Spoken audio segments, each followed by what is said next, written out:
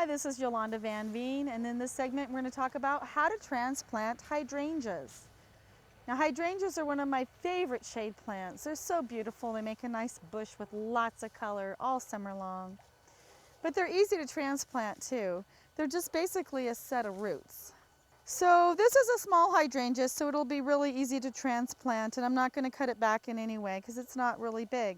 If I had a huge hydrangea that was taking over the side of the house, I would probably trim it down at least 1/3 down so that it's not quite as big and lanky to transplant. And it's always easy to transplant in the fall as opposed to the midsummer, because then you won't lose any blooms and they'll die back and you can cut them back and then just move over the actual roots instead of the whole plant. But an easy rule of thumb when transplanting hydrangeas is go out at least past the leaf line and just make a big circle around the plant. And I just kind of rock the plant out of the spot. And I just go all the way around the plant. And I never try to just pull it out really hard, because a lot of times you'll break the actual stem and you'll lose part of the plant.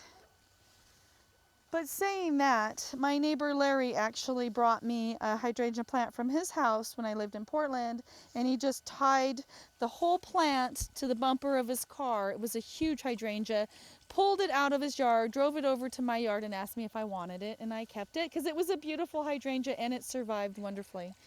So once I've kind of dug it out softly, you never want to pull from the plant. You want to always kind of dig by the root and pull it out by the root, because if you pull on the plant you might break the whole thing off and you'll lose the whole plant.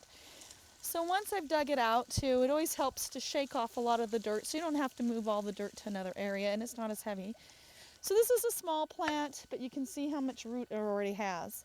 So you never want to let your hydrangeas get too dry. So the most important part of transplanting your hydrangea is planting it back immediately where you want to plant it, or putting it back into a pot until you find a good spot for it.